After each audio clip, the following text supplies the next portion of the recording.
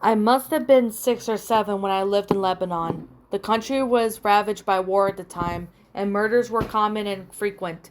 I remember during a practically vicious era, when the bombings rarely stopped, I would stay at home sitting in front of my television, watching a very, very strange show. It was a kids show that lasted about 30 minutes, that contained strange and sinister images. To this day, I believe it was Fanny veiled attempt to be a part of the media used scare tactics to keep children in place. Because the moral of every episode involves a very uptight, indulgent stuff like bad kids stay up late, bad kids have their hands under the covers when they sleep, and bad kids steal food from the fridge at night. It was really weird, and in Arabic to top it off, I didn't understand much of it, but for the most part, the images were very graphic and comprehensive. The thing that stuck with me the most, however, was the closing scene. It remained much of every time of episode. The camera would zoom in and out, old rusted closed door. As it got closer to the door, strange and sometimes even agonizing screams would become more audible. It was extremely frightening, especially for children's programming.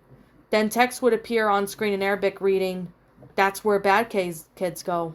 Eventually both the image and the sound would fade out, and that would be the end of the episode. About 15 or 16 years later, I became a journalistic photographer. That show had been in my mind my whole life, popping up in my thoughts sporadically. Eventually I had enough and decided to do some research. I finally managed to uncover the location of the studio where much of the channel's programming had been recorded. Upon further research, and eventually traveling on site, I found it was desolate and had been abandoned after the war ended. I entered the building with my camera. It was burnt out from the inside. Either fire had broken out or someone had wanted to incinerate all of the wooden furniture.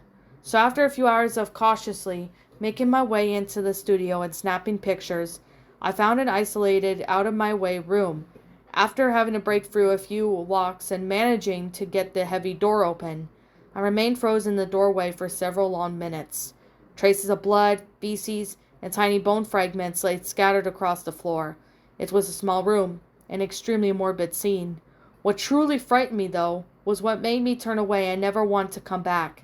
It was the bolted cage microphone hanging from the ceiling in the middle of the room.